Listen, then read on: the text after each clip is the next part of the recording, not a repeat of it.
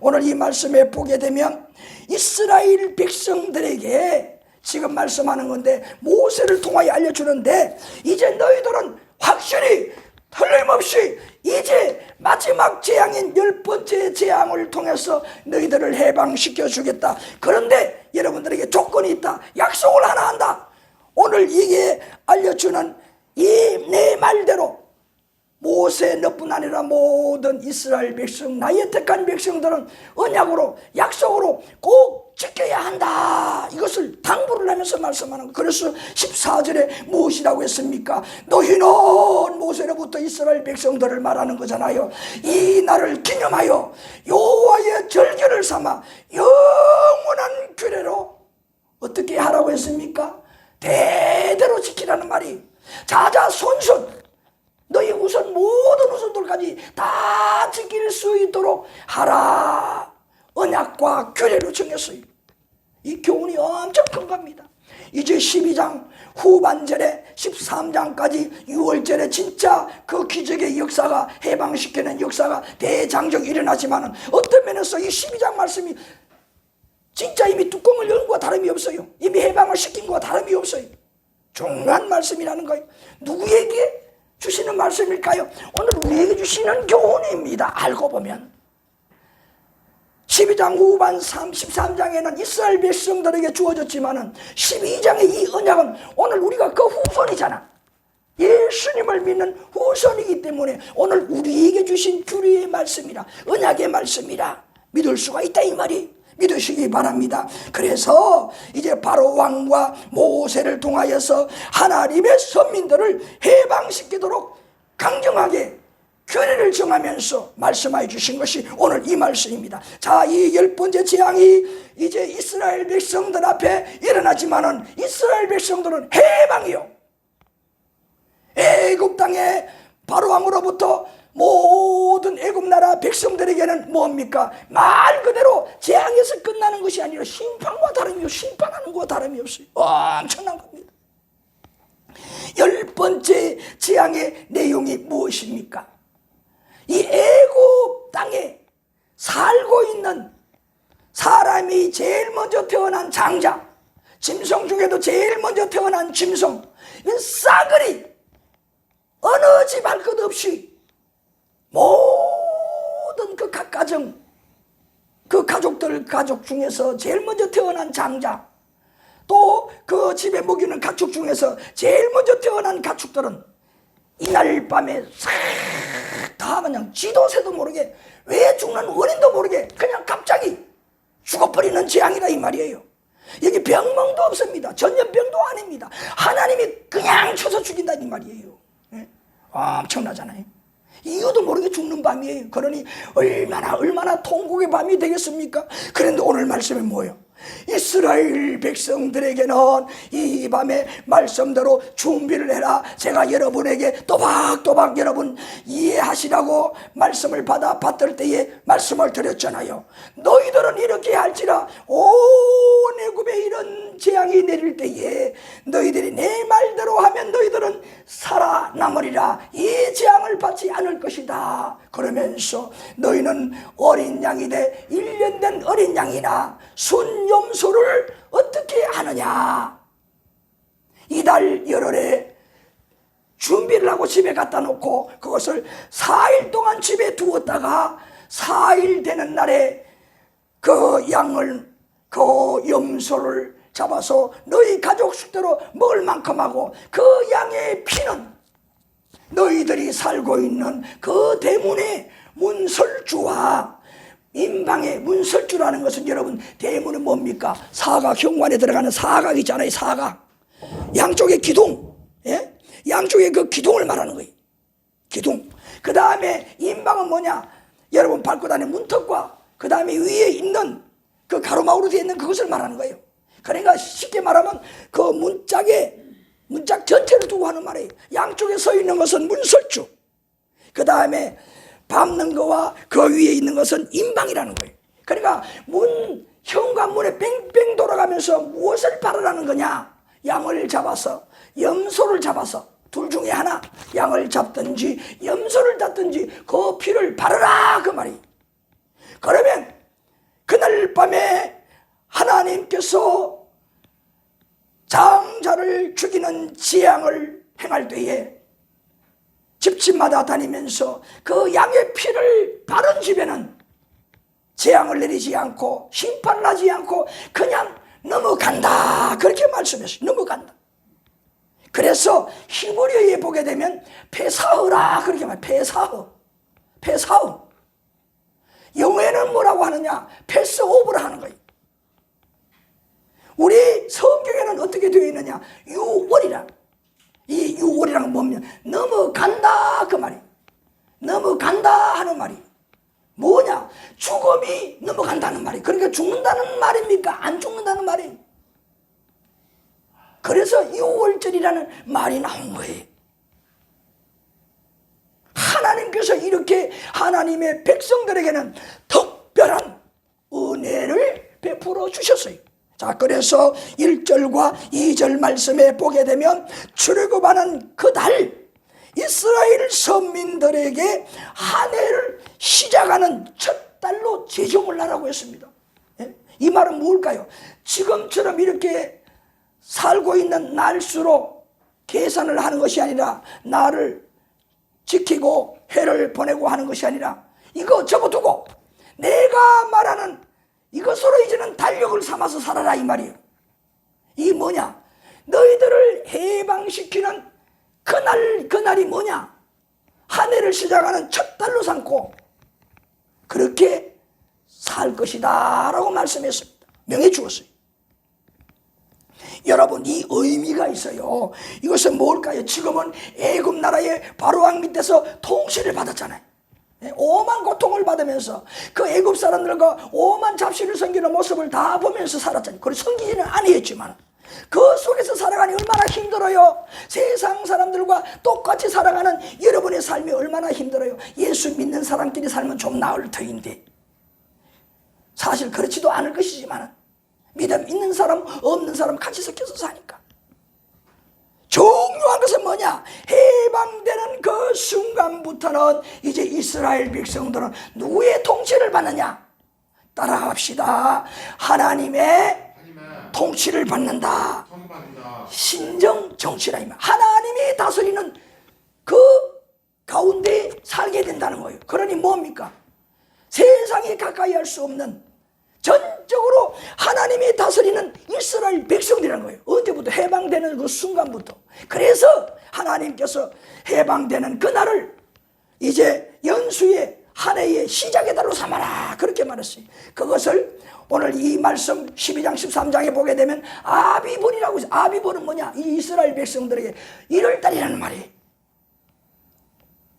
이게 이제 느헤미야 2장 1절, 이 느헤미 1장에 2장 1절에 나오는 말씀은 이스라엘 백성들이 왕정 시대를 거쳐서 왕정 후방시, 다시 말해서 뭐 첫 번째 두 번째 왕이 많이 나오고 그 가운데 이스라엘 나라 역사가 많이 흐른 다음에 하나님 앞에 징벌을 받았는데 이웃나라 바벨론 나라에 정복을 당하고 왕으로부터 많은 고관 백성들이 포로로 잡혀갔어요.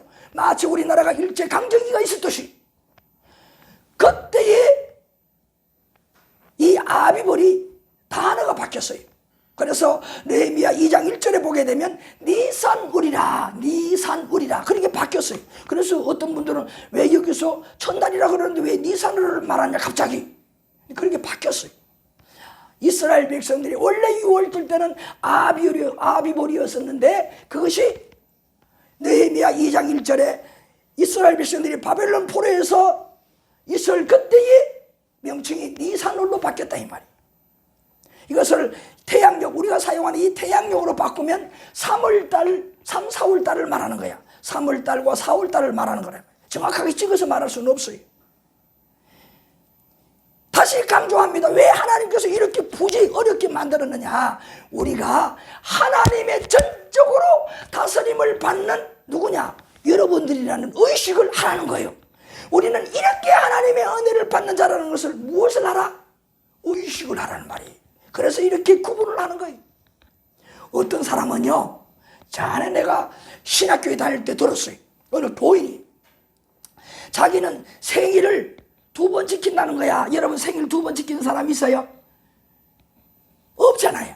이 사람 두 번째, 첫째로는 자기 어머니가 낳아주신 날이 귀하기 때문에 시킨다는 거야. 어머니에게 고마워하면서 어머니에게 선물을 하면서 그렇게 이 생일을 시킨다. 자기 생일을 시킨다는 거야.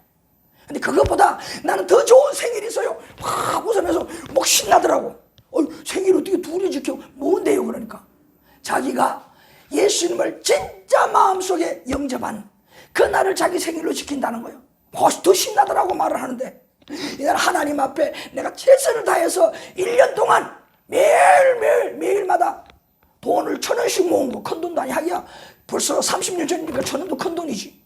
모아가지고 모았던 것을 하나님의 성전에 봉헌한다는 거야. 모아가지고 자기 생일날에, 영적인 생일날에. 귀하다. 저도 그거 참 좋은 생각이라고 생각합니다.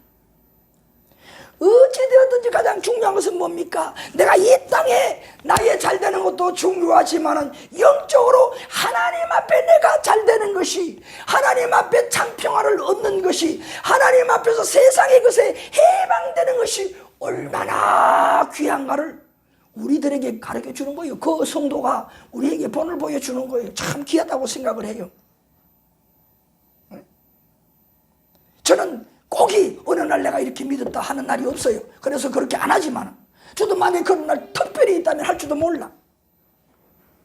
사랑하는 성도 여러분에게 말씀을 드리고자 원하는 것은 뭐냐? 하나님 앞에 내가 이렇게 거듭난 자가 되어서 믿고 오늘 이 자리에 함께 예배드릴 수 있다는 이 은혜는 세상의 그 무엇과도 바꿀 수 없는 소중한, 영원토록 소중한 이 시간, 이 말씀의 시간, 나의 은혜의 시간이라는 거예요. 오늘 이 시간 때문에 여러분에게 영원한 그 구원이 보장될 수도 있어요. 오늘만 믿고 그렇게 한다, 그것은 아닙니다. 오늘 확실히 하나님 앞에 내가 믿었다는 거예요.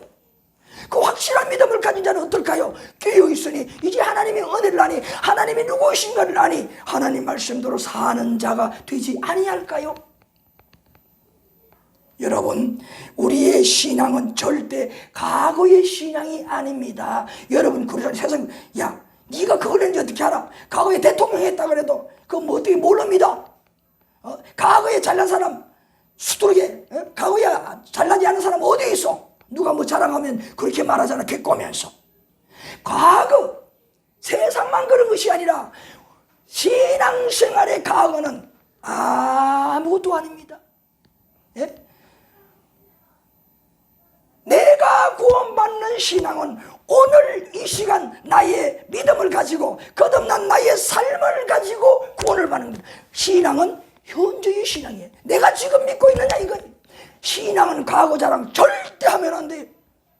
간증은 할 수 있지. 내가 언제는 그런 적도 있었는데 지금은 그렇다, 회복하려고 이렇게 노력하고 있다, 그거는 좋습니다.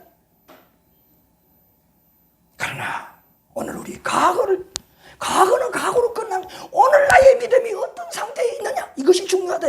오늘 이 믿음을 가지고 이 진리를 붙들고 내가 참 구원을 누구에게, 하나님 앞에서 인정을 받아 합격, 오늘 너는 이 순간이라도 나에게 올 수가 있어. 여러분, 마태복음 24장 40절부터 41절 말씀에 두 가지 비유로 예수님께서 종말에 예수님 재림할 때 일어날 사건을 말씀해 주고 있는데, 먼저 보니까 두 사람이 밭에서 밭을 갈고 있었어요. 그런데 어느 날 갑자기 한 사람은 하늘로 들림을 받고 한 사람은 땅에 그냥 버려두었다고, 남았다고 했어요. 그 다음에 또 집에서 두 사람이 맷돌을 갈고 있었는데 한 사람은 데려가고 한 사람은 그냥 땅에 버려두었다고 했어요. 데려간 사람은 누굽니까? 하늘나라로 예수님께서 데리고 간다는 말씀이요. 버려두었다는 것은 뭡니까? 이제 버림을 받아 심판을 받아서 저 영원히 불타는 지옥에 가도록 내버려 둔다는 거예요. 이것이 예수님께서 거짓말 하시는 거 아니잖아요. 내가 너희에게 이르노니 어떻게 진실로 진실로 한 번 말하지 않습니다. 진실이라는 말은 뭐예요? 영어로 페이드라는 말이 뭐예요? 이제 제가 이제 또 하나의 미라를 통해서 여러분들에게 가르쳐 줄 기회도 있겠지만은 이 영어로 에메트라 히브리어로 에메트라는 말인데 이 에메트라는 말은 알렉과 mem과 마지막에 타오라는 단어로 세 단어로 구성되어 있는데 어느 한 단어도 다 뭐냐? 진실이라는 뜻이에요. 다 똑같다는 거예요. 어떻게? 진짜다 이 말이에요. 하나도 변함없이 100%면 100% 그대로 진실하다 이 말이에요. 그것이 뭐냐? 믿음이라는 거예요. 믿음은 그래서 뭡니까? 이런 일이 있어도 저런 일이 있어도 예수 맞다. 내가 고백하는 그 신앙이 진짜 믿음이라는 거예요. 오늘은 내가 로또에 당첨이 되었으니 오늘은 내가 사기를 당했으니 이거 문제가 안 됩니다. 이래도 저래도 예수 아멘이라는 것이 이런 믿음을 가지고 있는 자가 믿음 있는 자라는 말이에요. 거듭난 자라는 말이에요. 오늘 이런 믿음 거듭난 자가 참 구원을 받겠다는 겁니다. 은사만 추구하다가 사귀 마귀의 종이 되고 이단에 빠진 자들이 얼마나 많아요. 한때는 막 사람들을 끌고 다니던 그런 사람들도 은혜 있다는 사람들도 어느 한순간에 봤더니 이단에 빠지고 정죄받는 그런 교주들도 얼마나 많아요. 과거에는 그 사람들이 하나님의 이름으로 얼마나 병자도 고치고 귀신도 내어쫓고 그런 사람이 언젠가는 이단이 되어서 언젠가는 보니까 이런저런 막 사기를 치고 수억을 해먹고 어떤 사람은 그냥 여인을 수십 명씩 강간 간통을 하고 어떻게 하나님의 은혜로 사는 사람이 그렇게 될 수가 있고 그런 게 뭐냐? 한마디로 말하면 오늘 여러분의 믿음이 오늘 이 시간의 고백이 오늘 이 시간의 거듭남이 진짜 거듭난 참 믿음이 되어야 한다는 거예요. 오늘 이 믿음으로 구원한다는 거예요. 그래서 한 사람 일을 할 때에 예수님 재림하는 순간에 한 사람을 데려가는 거예요. 그 일하는 순간에 여러분 무슨 일을 해야 될까요? 하나님을 생각하며 일할 때에 하나님께서 데려가지 않겠습니까? 세상에 빠져서 세상 일하는데 어찌 데려갈까요? 세상에 남아버리시. 여러분 과거에 예뻤다고 오늘 예쁜 게 절대 아닙니다. 여인들을 잘 들어야 합니다. 과거에 예뻤다고 자랑하지 말아요. 지금 주름 이리 쭈글쭈글하고 이렇게 못났지만 내가 과거에 내가 얼마나 예뻤는지 자랑하지 말아요. 중요한 것은 근본적으로 못나도 꾸준히 가꾸는 사람에게는 어떤 일이 벌어지느냐? 나이가 많이 든 노년에도 무엇이 있느냐? 중후한 아름다운 뭔가 고상하게 흐르는 것이 있어요. 이게 진짜 여인이야.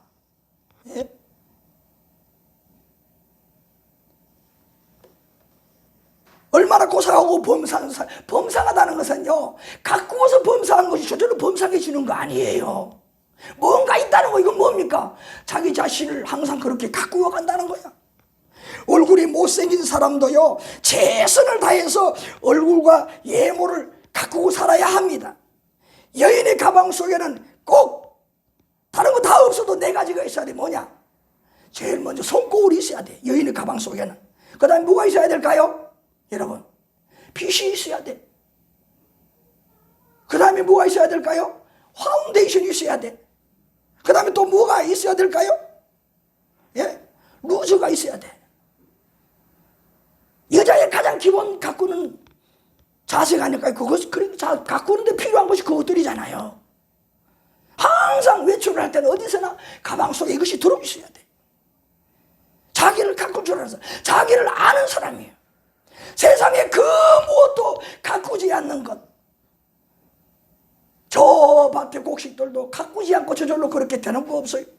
여러분 자신도 남만 바라보지 말아요. 야, 저 사람 좋다. 아니에요. 나도 저 사람보다 더 멋있는 사람 될 수가 있는데 문제는 내가 그렇게 게을렀어.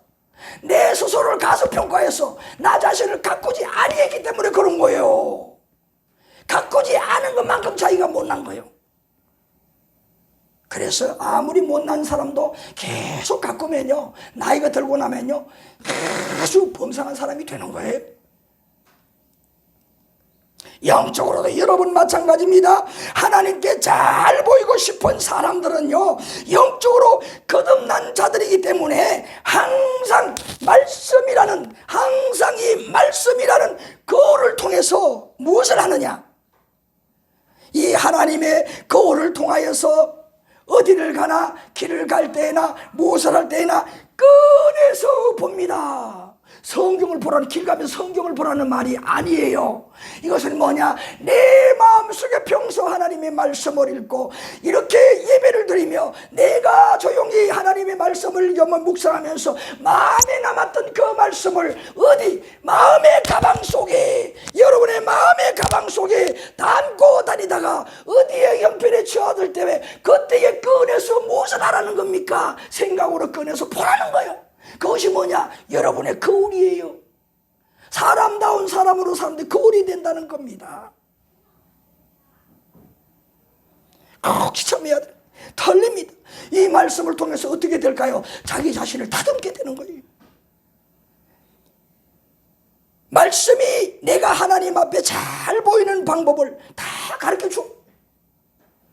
거듭난 자는 자기 생각으로 독단적으로 무엇을 결정하지 않습니다. 하나님의 말씀을 놓고 기도하며 하나님과 상의합니다. 그리고 결정하는 거예요. 그냥 내 생각으로 적극적으로 이렇게 저렇게 틀림없이 오해합니다. 틀림없이 문제 생깁니다. 이렇게 습관이 된 사람은 몸에 배어서 가족과 부부간에도 절대로 혼자 생각하고 결정하지, 절대 가족 없어요. 자기 생각이 옳아. 부부간에는 함께 이야기하고 함께 결정해야 됩니다. 하나님을 믿는 사람이 하나님의 말씀을 무시하면 하나님 믿는 사람이 아니에요. 네? 하나님의 말씀을 통해서 말씀이 어디로 가라 하느냐, 서도바라 하느냐, 가라고 하느냐, 말씀을 통해서 결정해야지. 말씀이 거울로 보내, 내 얼굴에 이런 게 묻었네. 그래서 뭡니까? 하나님의 말씀으로 내 행실을, 내 생각을 고쳐 잡는다는 말이에요.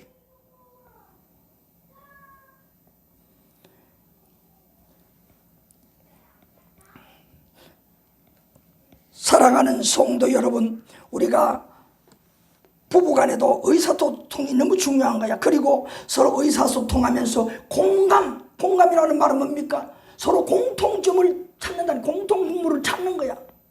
당신의 생각 이만큼, 내 생각 이만큼, 그걸 어떻게 하느냐? 따로따로가 아니라 자기 의견만 주장하는 고집이 아니라 붙이는 거야. 이 소통이야. 예? 동그란 어루로 말한다면 여러분 수학 시간에 배우잖아. 교집합도 배우잖아. 이거 뭡니까? 나의 생각이 동그란 거 하나, 또 당신의 생각 동그란 거 하나 따로 주장하는 게 아니야. 부부는 어떻게 해야 될까요? 가까이 소통하는 거야. 자꾸 하다 보면 공통분모가 생기는 거야. 이것을 가지고 결정할 때에 여러분의 가정이 사는 거예요. 조용한 거예요. 복을 받는 거예요.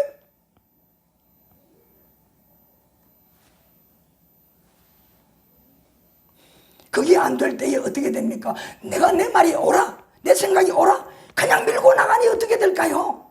한 사람은 죽어요. 한 사람은 무시당하고, 한 사람은 정신적으로 고달퍼요. 육신적으로도 고달퍼요. 그래서 어떤 집은 뭐냐? 남편이 먼저 죽어버려. 아니면 아내가 먼저 죽어버려. 왜 그럴까요? 한 사람이 틀림없이 100%큰 사람을 무시하고 한 사람을 그냥 끌고 갔어. 강제로 코를 깨서 끌고 다녔어. 그러니 뭡니까? 아파, 고통스러워, 못 견뎌. 그렇다고 이혼하면 안 되지. 참고 참다 보니까 제 명대로 못 살고 아내가 죽어버리고 남편이 죽어버려요. 다 같이 오래 잘 행복하게 살려면 어떻게 해야 될까요? 공통분모점, 서로 의견 소통을 해서 맞추어 가라 이 말이에요. 우리가 신앙생활하는 성도들이 이것을 모르면 안 돼요. 하나님께서 말씀을 통하여 나에게 무엇을 말하는가, 내 생각 말하지. 그러니 뭡니까? 믿음이 안 자라지. 내 생각을 하나님의 말씀에 내 생각을 또 갖다 붙이고 또 갖다 붙이고 하니 뭡니까? 내 생각밖에 없지. 그것은 뭐냐? 내가 아무리 거창한 말, 좋은 말을 해도 그것은 자기 말이지 하나님 말씀이 아니야. 오늘 이런 우를 얼마나 범하는지 모릅니다. 사랑하는 성도 여러분, 하나님께서 애굽에서 해방되는 날을 그냥 세상과 똑같은 날로 취급하지 않는다는 의미를 여러분 강조하는 거예요. 여러분, 예수 안 믿는 사람은 그렇게 살 수가 있어요. 세상 풍조가 그렇잖아요. 예? 안 되면 말지. 내가 너보고 인생 살아. 돈도 없는 게 깨지기. 네가 나한테 해준 게 뭐가 있어. 난 너하고 살기 싫어. 그래서 항문이혼이 많이 늘어나잖아. 요사이 항문이혼이 얼마나 많이 늘어난지 몰라. 젊을 때 내가 애들 때문에 내가 네 밑에서 그렇게 살았지. 이제 난 그렇게 살기 싫어. 뛰쳐나가. 남편이 뛰쳐나가고 아내가 뛰쳐나가요. 이혼해버려. 너무 쉽게 이혼해. 이게 뭐합니까? 예수 믿는 우리 하나님의 백성이라고 하는 거듭남자라고 말하는 우리가 이혼까지는 하지 아니해도 그러한 가서로 내 병식으로 내가 무엇을 잘못해도 한마디도 잘못했다는 말할 줄 모르는 사람, 항상 잘난 사람이야. 말 한마디도 다듬을 줄 모르고 그냥 내뱉는 말을 하는 거예요. 네가 알아서 들어. 네가 나한테 해준 게 뭐가 있어. 이런 마음으로 확 베어서 그냥 이렇게 해버리는 거야. 하나님을 믿는 성도의 거듭난 자의 자세가 절대 아닙니다.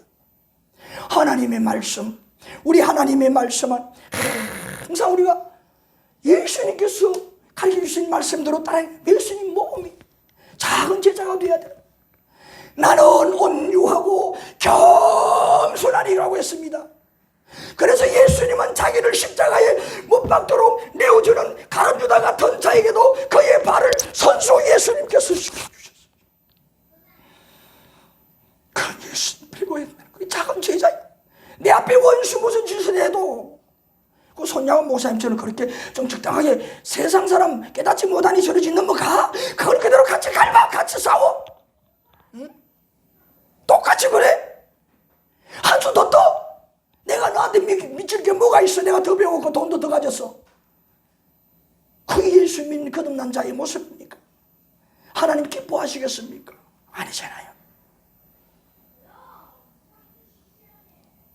우린 다 잘났어요.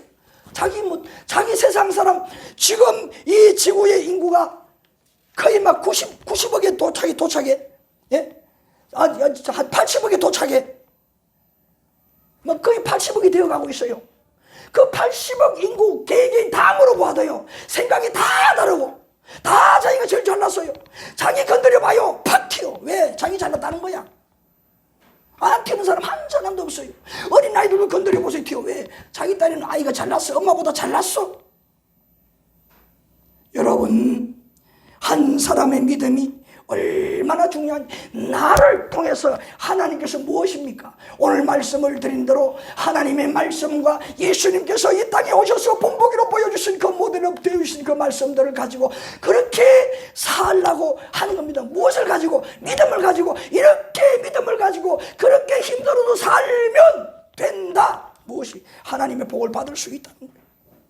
이런 온전한 믿음을 가지는 우리 사랑의 교회 성도 여러분 되시기를 주님의 이름으로 간절히 축복합니다.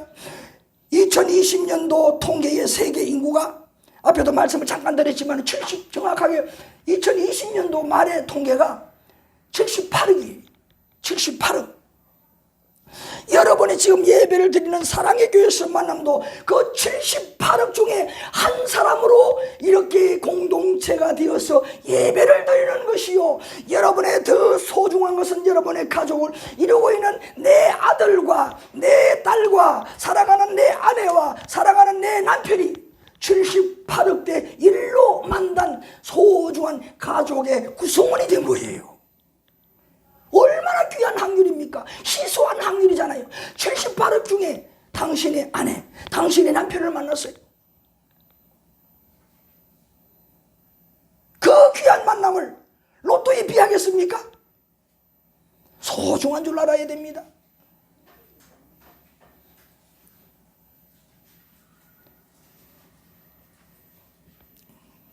여러분, 서로가 인생을 살 동안에 마르고 닳도록 만지고 사랑하는 가족애가 저는 여러분이 되었습니다. 그렇게 하고 싶어도 못하는 가족들이 있어요. 그런 분들이 있어요. 여러분, 얼마나 복을 차버리지 말아요. 하고 싶어도 내가 하면은 그냥 내가 얻고 다니겠다 말은 말이지만은, 내가 만약에 아내가 있다면, 내가 만약에 남편이 있다면, 내가 자식이 있다면 내가 이렇게 키우겠다. 그런 마음을 확 간절한 마음이 있어도 자식이 없고 아내가 없고 남편이 없는 사람이 있어요.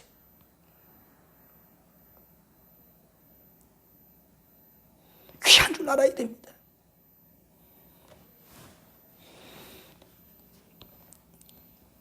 여러분 얼마 후에 천국 가시게 되면 다 가장 안타까워할 일이 뭡니까?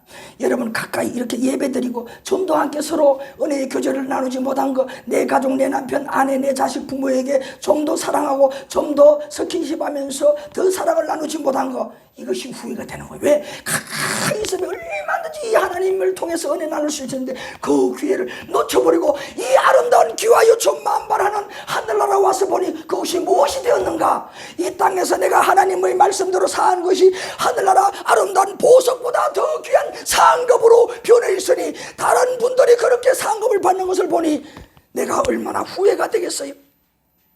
나는 그렇게 상급을 못 받으니 늘 유한 쏘고 검은 부하의 상급을 받고, 그러니 후회할 수밖에요. 오늘 여기 4절 말씀에 보니까 이웃과 함께도 나누어 먹을 수 있다고 그랬어요. 무엇을요? 염소나 양의 고기, 잡은 고기를 나누어 먹을 수 있다고 그랬어요. 이것도 어떤 의미일까요? 내 가족끼리 먼저 이렇게 가족 단위로 나누어 먹는 거예요. 가족이 소중하다는 것이죠. 이 더 궁극적인 목적, 은혜가 있어요.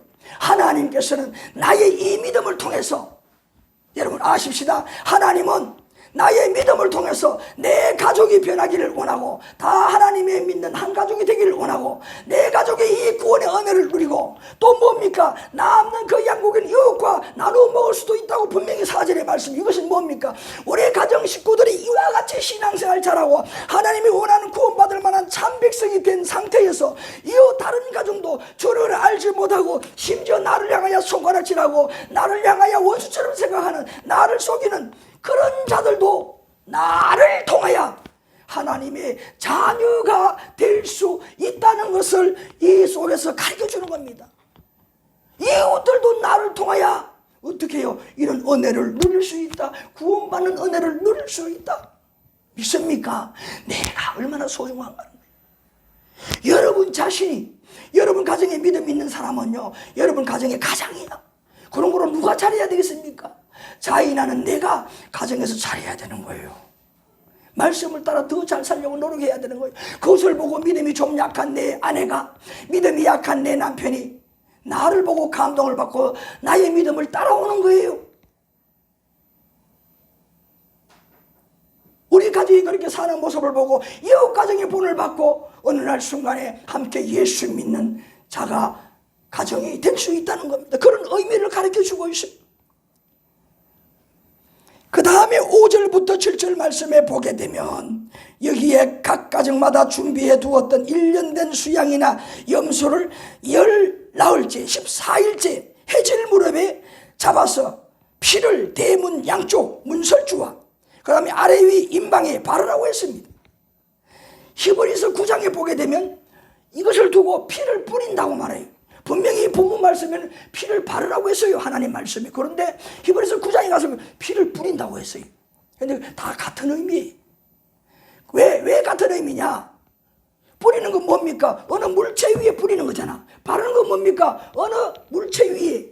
예를 들어서 대문에 갑시다. 말씀대로 대문에 이 양의 피를 바르는 거예요. 또 뭡니까? 이 대문에다가 피를 뿌리는 거예요.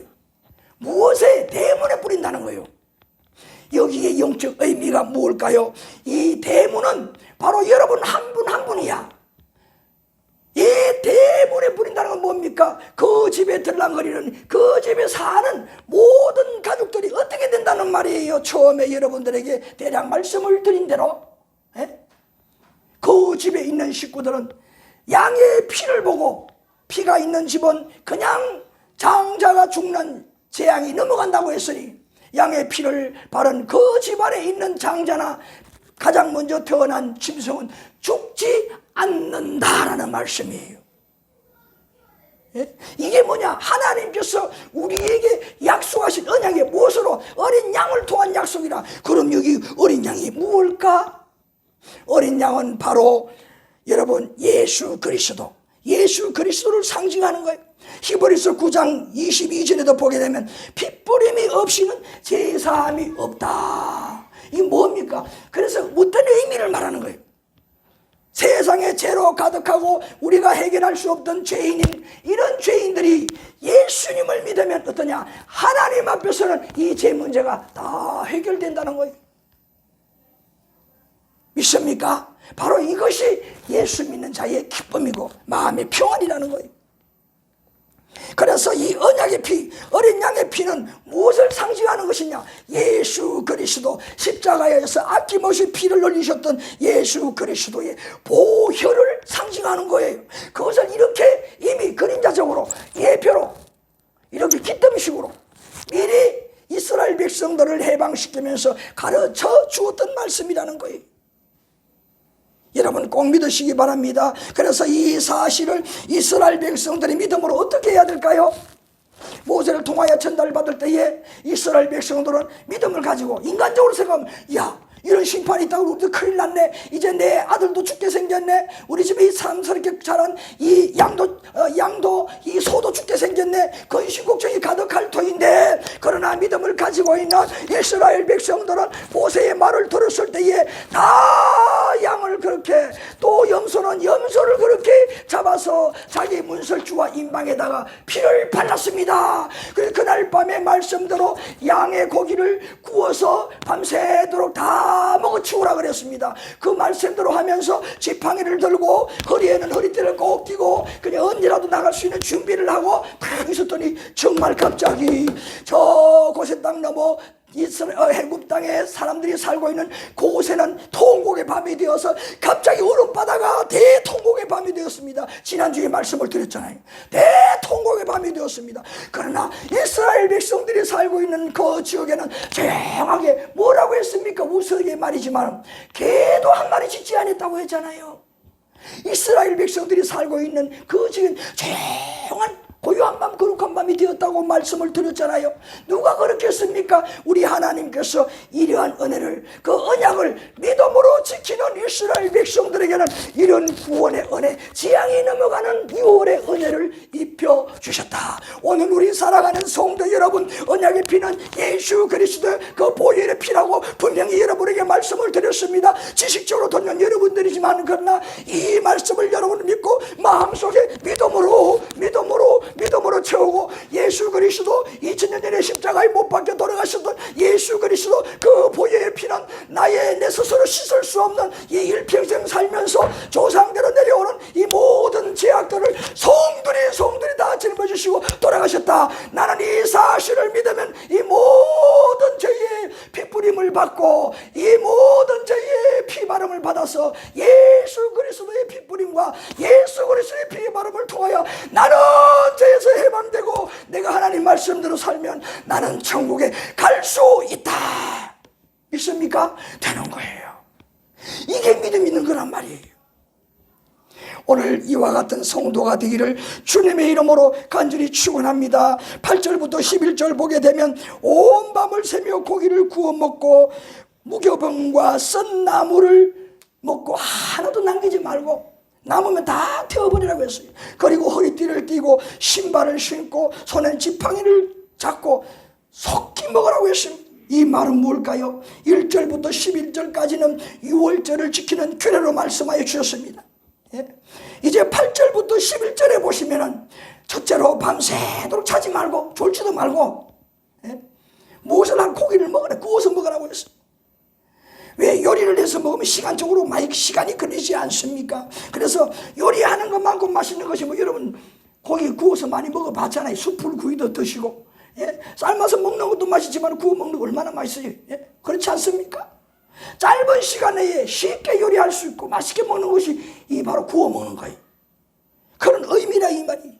어떤 해석자들은 또 이것은 하나님께 드리는 제물의 의미가 있다. 나는 그거 동조하지 않습니다. 그건 사람이 분명히 먹은 것이고 제물이고 나는 그 하나님이 바치던 제물이라고 난 그까지는 생각을 하지 않습니다. 뭐냐? 신속하게 짧은 시간에 많은 재료도 필요 없이 그냥 맛있게 구워 먹을 수 있는 것이다. 난 그걸로 봐요. 그 다음에 또 하나는 뭐냐? 무교병을 먹어라. 그래서 무교병이라는 것은 누룩이 들어가지 아니한 빵인데 그 사람들이 먹는 이 빵은 지역이 건조하고 다니면서 보관하고 먹어야 되기 때문에 물기가 많으면 금방 곰팡이 피고 못 먹잖아요. 그래서 뭐냐, 아삭아삭 바삭바삭한 쿠키 종류의 빵입니다. 그런데 누룩을 넣지 말라고 했어요. 누룩은 어떤 역할을 합니까? 우리 어릴 때에도 우리 부친이 밀주를 담아요. 그런데 보게 되면 꼭 들어가는 것이 뭐냐, 누룩이 들어가. 누룩을 넣을 때 어떻습니까? 그 단지 속에 있는 전체의 그 물과 쌀이 어떻게 되느냐, 알코올이 되는 거야. 무엇이 누룩이 들어가서 그렇게 부풀게 술이 되도록 만드는 거야. 이게 뭡니까? 여러 가지 맛있게 되기 위해서, 또 이렇게 부풀도록 하기 위해서 누룩은 역할을 하잖아요. 그래서 그런 걸 넣지 말라는 이유가 뭡니까? 순수하게 따라합시다. 하나님의 은혜로만 살자. 하나님의 주시는 은혜로만 살아라. 그것이 더 좋은 것이고 더 좋은 것이고 순수한 것이다, 이 말이. 이제 세상의 것은 가지고 살려고 노력하지 말아라. 세상의 것은 필요할 때에 하나님께서 주시느니라. 그런 거로 그게 쩔쩔매고 그것 때문에 신경 쓰고 그것 때문에 아이고 하는 소리 하지 말아라. 하나님을 위해서 내가 바르게 살지 못하고 믿음 없는 것을 통탄하면서 부르짖어 기도하고 왜 그의 나라의 일을 위해서 구하라. 그 말씀이 다른 것은 주납니다, 이 말이에요. 우리는 거꾸로 신앙생활 하잖아요. 무엇을 하나님이 하나 세상의 것을 들어주어야 하나님 나를 사랑하시나 보다. 아닙니다. 그렇게 하던 분들이 지금 이단에 빠져서 잘못된 길로 빠진 자들이 얼마나 많아요. 여러분, 순수하게 하나님의 말씀, 하나님의 은혜로만 삽시다. 썬 나물과 같이 먹으라고 했습니다. 왜 썬 나물을 먹으라고 했을까요? 애굽에서의 노예 생활에 얼마나 쓰디쓴 인생의 맛을 보았어요. 그냥 노임은 하나, 그 일한 대가에 임금도 하나 받지 못하고 음식도 제대로 먹지 못하고 그냥 뭐 좀 몸이 힘들고 지부동에서 조금 쉬어가면서 일을 하면 그 채찍으로, 가죽 채찍으로 후려 갈려서 온몸이 찢어지고 피리가 흐르고, 심지어는 그냥 약이 오른 애굽의 감독들은 그냥 발로 밟아서 현장에서 죽여버리고, 얼마나 억울한 인생을 살았어요. 그 쓰디쓴 애굽에서의 종살이 노예 생활을 절대로 잃지 말아라. 왜? 그 가운데서 누가 하나님께서 해방을 시켜주셨잖아요. 해방을 시켜주셨잖아요. 그러니 얼마나 감사합니까? 왜 그럼 쏜나물을 먹으라고 했습니까? 그런 고통 가운데에서 이스라엘 우리들을 구원해 주셨으니 그보다 기쁨이 어디 있어요? 해방이 어디 있습니까? 오늘 영적으로 우리 사랑하는 성도 여러분들, 지난주에도 말씀을 드렸지만 오늘 세상살이 가면 갈수록 얼마나 팍팍하고 그저 내 마음 같은 사람이 하나도 없고, 가면 갈수록 그냥 혐오한 세상이요, 속이고 또 속임을 당할 수밖에 없고, 얼마나 스트레스 받는 세상입니까? 생각하면 생각할수록 바람 받아도 그냥 바람 이 짝도 내 어디 있는 것이 무서운 세상이라, 이 말이. 내가 말 한마디 하기도 무서운 세상. 이런 세상에서 무엇을 하여 주신다는 말씀입니까? 해방. 처음에도 말씀을 드린 대로 마음에 참 평안을 놓고 살아갈 수 있는 하나님의 백성, 온전한 신정 전치 하나님께서 다스리겠다는 거예요. 이것이 진정한 해방이라는 거예요. 여러분, 이것을 기억하며 살도록 하기 위해서 여러분, 이러한 고통 속에 산 자들, 예수님을 믿고 거듭나서 하나님의 은혜로 살아가는 성도들은 이와 같은 똑같은 고백을 하면서 오늘도 하나님 앞에 춤을 추고 기뻐하면서 신앙생활 할 거예요. 쓰디쓴 쓴맛을 알았으니까, 그 가운데 구원해 주신 하나님의 그 해방 기쁨을 알았으니까. 마지막 12절부터 14절에 보게 되면 하나님께서 온 애굽 나라 집집마다 장자를 죽이는 심판을 할 때에 그 집문의 피를 볼 때에 장자를 죽이는 재앙을 면하고 그 집을 넘어가신다고 분명히 가르쳐줬습니다. 여러분, 강조했습니다. 여러분들에게. 왜? 너무나 중요한 것입니다. 다른 거 없어요. 그 집의 사람들이 어떠한 사람들이 있든지 그것을 보지 않는다는 말씀이에요. 무엇만 보는 것이냐? 문설주와 임방의 대문에 발려있는 양의 피, 그 양의 피만 보고 심판하지 아니하고 사람을 살리고 넘어간다는 거예요. 이 얼마나 은혜입니까? 여러분, 영적으로 사랑하는 성도 여러분, 하나님의 말씀을 붙들고 얼마나 눈물 뿌리며 통곡하며 부러지며 기도하며 오늘도 신앙생활하는 성도 여러분들입니까? 그러지 않은 분들도 없잖아요. 있다면 그런 분들은 노력하셔야 돼요. 그렇게 살아가는 성도 여러분들에게 어떻게 할까요? 여러분, 믿음을 가지고 있으니, 하나님 앞에 소망이 있으니 오늘 그렇게 부르짖으며 기도하고 간절히 미어달리는 거 아닙니까? 그러니 뭐예요? 믿음 있는 자, 그 믿음을 보시고, 그렇지만 나의 삶이 어떻습니까? 나의 삶은 그렇다고 세상 사람과 별반 다르지 않습니다. 마음 뿌리지 살다 보면은 내 마음에 불쑥불쑥 이런 것들이 일어나서 그 사람들처럼 똑같이 살아가는 우리의 이 모습들이란 말씀이에요. 그러니 누구의 은혜만이 내가 살 길입니까? 이와 같이 6월절에 그 양의 피를 보고 장자를 죽이지 않는 유월하는 놀라운 역사가 일어났듯이, 오늘 우리가 예수님을 믿는, 진실로 예수님의 그 보혈의 은혜를 아는 여러분들이 될 때에 여러분들이 이 세상의 죄 가운데 진정 해방될 수가 있다는 말이에요. 누가 도와줄까요? 성령 하나님이 도와주시는 거예요. 이기게 해주시는 거예요. 마음의 평안을 누리게 해주시는 거예요. 그런 제약들이 몰려올 때에 세상 사람과 똑같이 살 그때 순간에 성령 하나님이 도와주어서 그 모든 죄악의 권세, 세상의 진노, 세상의 속임, 유혹들 내 마음속에 일어나시면은 다 절제하고 억제하고 선한 사람, 착한 사람으로 살아갈 수가 있다는 겁니다. 여러분 꼭 믿으시기 바랍니다. 이제 여러분 14절 마지막에 보게 되면 대대로 지키라고 했습니다. 뭘까요? 하늘나라 들어가는 그날까지 나뿐 아니라 우리 후손들이 그렇게 살도록 하라는 말이 그런 뭡니까? 나만 잘 믿으면 돼요? 예? 나만 잘 믿으면 될까요? 아니라는 말이에요. 대대라는 내가 낳은 자식들, 후손들 대대 그렇게 믿을 수 있도록 하라 이 말이에요. 여러분 믿습니까? 그러게 내가 잘 믿고 내 자식들에게, 내 후손들에게, 내 남편에게, 아내에게 가르치고 몸된 삶을 살아라는 말이, 말씀을 들을 때는 그렇게 하고 끝나면 그냥 그만한 신앙생활 하지 말아라 그 말이에요. 여러분 오늘 여러분 현재의 나의 믿음 생활, 나의 이 거듭난 자의 삶, 이걸 보시고 하나님은 구원하십니다.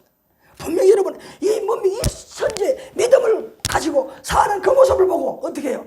이스라엘 백성들은 문설주와 임방에다 양의 피를 발랐잖아요. 그 현재의 믿음입니다. 오늘 우리 사랑하는 성도들이 예수 그리스도의 은혜를 알고 오늘의 말씀을 붙들고 살아가는 이 순간에 여러분이 구원을 받는 거예요. 구원이 있는 겁니다. 오늘 이것을 어떻게 하라고 규례로 대대로, 그러니 무슨 말씀이 내 마음속에 떠나가지 않도록 하라 그 말이에요. 떠나가지 않도록 하기 위해서 부부가 결혼을 하면 결혼기념일을 지키면 왜 그럴까요? 우리가 그 결혼할 때에, 결혼하기 전에 연애할 때에, 결혼할 때에 이러한 마음을 가졌는데 그 마음을 다시 한번 상기하면서 다시금 나의 신앙생활에, 나의 이 부부생활에 회복을 말하는 거예요. 그날 부부의 날 하루에, 아니면 결혼날은 그날 하루만 밥 먹으라는 것이 아니야. 회복하라는 거야. 문제가 있다면 다시 그 고쳐잡아서 금술 있는 부부가 되라는 말이, 결혼한 날에 말씀을 맺습니다. 우리가 이 말씀을 기억하면서 사순절 기간에 은혜 충만하게 보내시면서 고난주간에 이 보혈의 피를 흘리신 예수 그리스도의 그 은혜로 눈물을 흘리며 고난주간에 한 주간을 보내시며, 여러분 그 주간에 하나님으로부터 저 하늘나라 많은 보화를, 상급을 쌓을 수 있는 여러분 되기를 주님의 이름으로 간절히 축원합니다.